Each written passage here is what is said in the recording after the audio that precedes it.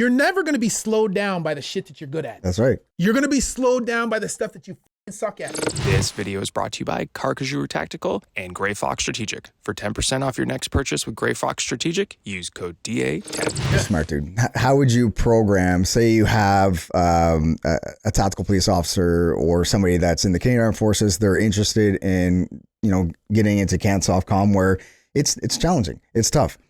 Physically, mentally, it's tough. And it's designed to be that way for a reason. But if you're going to give, say, a 2-year program for a young man, 22, 23 years old, without looking at him, without even seeing how he moves, how would you structure that? What would you, because and I'll kind of preface this. I'm not a fan of periodization. I'm not a fan of, okay, for 3 months, we're going to work on strength. For another 3 months, we're going to work on power. I like to put everything together and let the body naturally find its rhythm and its midway point. That's my approach, which might be a little bit different in the industry of personal training. But from your perspective, how would you give somebody a 2-year program, and what would you factor in terms of the priorities to give them the highest probable chance of success? So is this somebody who's trying to get into CANSOF? Yeah. Okay. So first of all, what I would do is they have to recognize that there are certain standards that you have to meet for testing, right?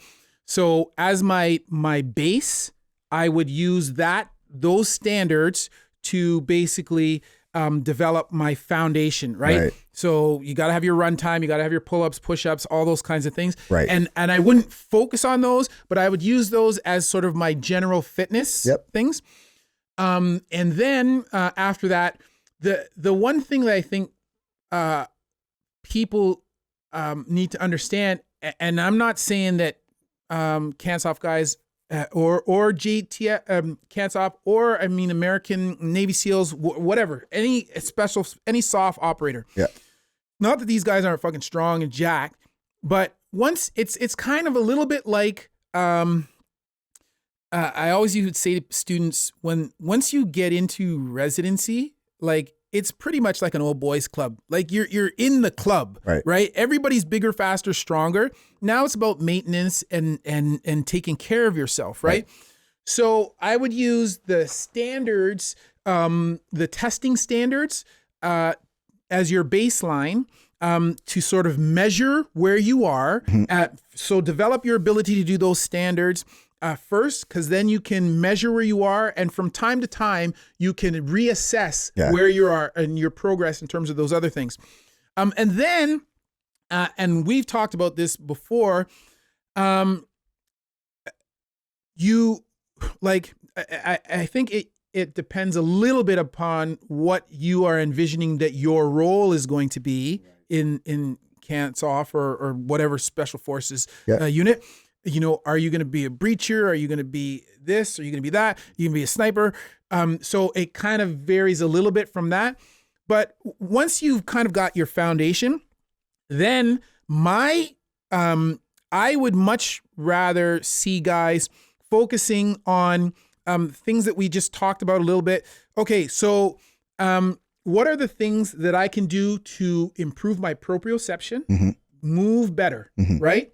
And then what are the things that are longevity, because that are going to influence my longevity, right? So I would be looking at, we've talked about knees, shoulders, right? Guys jumping out of a plane, parachute, dislocating the shoulders, guys in a tactical situation, running, and now they got to get into a shooting position and flinging themselves on the ground, and they're taking hit on their knees.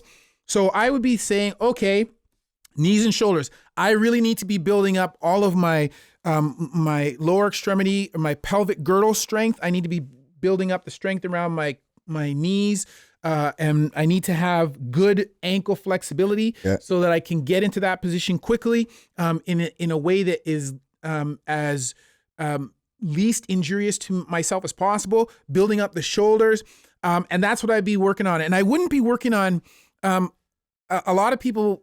When you watch them train, they want to do maximal strength. I don't think you need to do maximal strength, because I don't think there's really a time where you're going to be called on to do max strength. What you're going to be called on to do is ruck your fucking 100-pound pack for 10 kilometers in the fucking bush, which is a different thing than you being able to lift up or squat 400 pounds. Yeah. You know what I mean? And that's just one part of it. So, maybe that 10K 100-pound pack is just to get you to the job. Yes. And then you may have to drop that rock and then sprint 100 meters and then assault a structure where then you get into a scrap where now you're pushing, you're pulling, you're changing levels, you're putting a lot of torque on the joints and the shoulder. Like there's a lot to it. For sure. I find it really interesting where, helping guys try to achieve their goals and write programs for them. I'll ask them, I'll get some feedback from them, check in every couple of weeks, see how they're doing.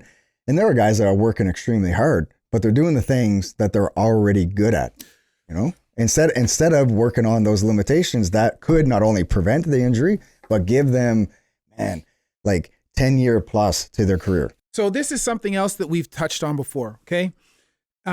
Our focus at Human 2.0, we call it's weakness-based training, right? People go, oh, well, what the fuck is that? You tell me everywhere where you are weak or where you have difficulty. That's where we're going to spend the most time. Why? Well, here's the thing. Bigger, faster, stronger. Everybody loves to gravitate towards, oh man, I fucking squat great. I got a great bench. I'm gonna do more of that. Yeah. Bro, you're already fucking strong in that. Right? And when it comes to, and especially for the soft community, when it comes to what's going to fuck you up, or what's gonna get your teammates fucked up, it's not what you're strong in. Excuse me. It's gonna be in what you are weak in. That is so if you want to get the most bang for the buck, right?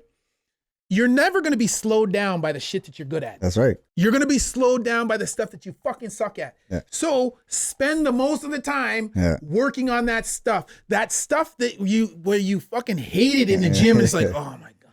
Not sexy. It's not fun, but it's so important. That's what you need. Yeah. That's where you're going to get the most bang for the buck. That's what's going to be the thing that will make, and if you were to chart the work on that stuff versus your performance, right?